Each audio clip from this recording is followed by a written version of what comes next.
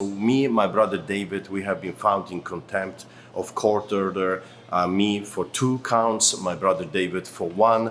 And it breaks my heart because what happened to the justice system these days? One law for me, one law for thee. And I guess if we have been found guilty, also those gentlemen here should be found guilty of the contempt of court order as well, because the same Rook's order applies, of course, to all Albertans, including them.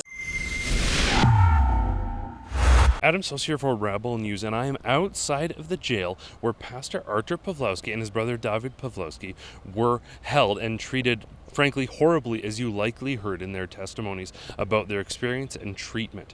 We have just received a ruling on the matter of their contempt of court orders for both David and Artur Pawlowski, as well as Chris Scott. And Justice Adam Germain found all 3 individuals guilty. This is very much a worst case scenario, and many lawyers are questioning how this ruling was reached. We are going to be reaching out to Sarah Miller for an update. Once she has received the written ruling and has read it over, hopefully in the next day or 2, we will have an update from her. And there you have an update from Pastor Artur Pawlowski himself on this harrowing experience. This ruling has surely thrown ripples throughout this family, throughout this community of faith. Hello friends, this is Pastor Artur Pawlowski. I am, of course, greatly saddened by the judge's decision that have found us in contempt of court order on all the charges for 2 proceedings. I'm saddened because the notion that the pastor can be found in contempt of court order for simply doing his job,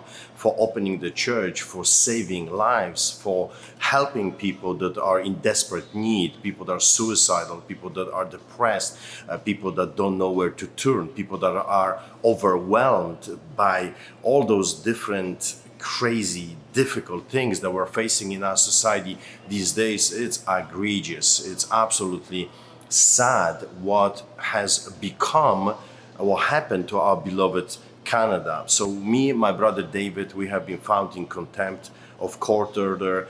Me for 2 counts, my brother David for 1. And it breaks my heart because what happened to the justice system these days? One law for me, one law for thee. And I guess if we have been found guilty, also those gentlemen here should be found guilty of the contempt of court order as well, because the same Rook's order applies, of course, to all Albertans, including them. So let me read some of them. Premier Jason Kenney should be found in contempt of court order for breaking the Rook's order as well. And Environmental and Parks Minister Jason Nixon, he should be found in contempt of court order. Finance Minister Travis Taves, he should be found in contempt of court order as well. And Health Minister, of course, this hypocrites that have ordered our arrest for simply doing our job, for saving lives, for feeding the poor, for giving hope to the hopeless, for pastors that are preventing suicides and health issues here in the province of Alberta. This hypocrite, Minister Tyler Chandra, he should be found in contempt of court order as well.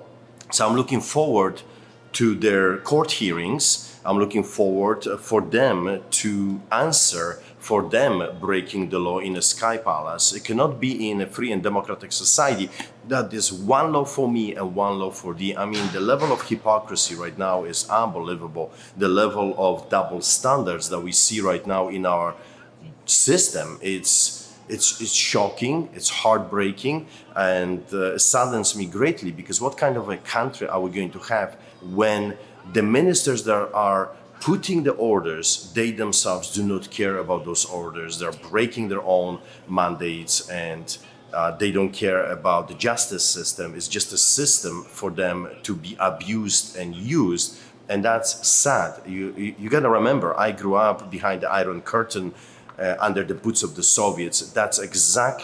Those were the tactics of the communists. They were telling you what you were allowed to do, but they themselves do not follow the same orders. One law for them, one law for the rest of the people, masters and slaves. Right now we see the repetition of the same scenario.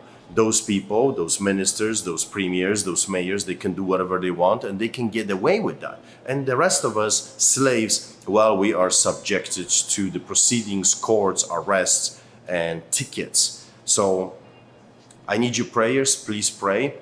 So this evil, this great evil that we're witnessing in our country is going to be revoked, broken, and what else can I say? We will keep speaking the truth. We'll keep fighting for the future of this country so Canada would stand strong and free.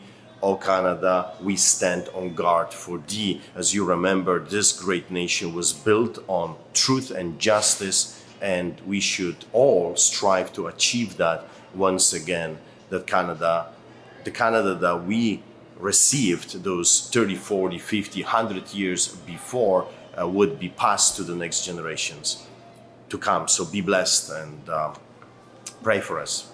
The sanction period for these court dates is likely to be July 27th, so that's when we will find out what sort of consequences, whether it be fines or imprisonment, for these individuals that they'll be facing. But until that time, we're going to continue to touch base with the families, and we'll bring you updates from their lawyers as the story develops.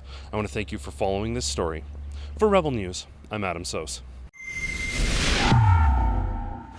I want to thank you so much for your support. I want to thank you for every dollar, for every donation you have sent to the Rebel News for the lawyers, that I can stay out of jail.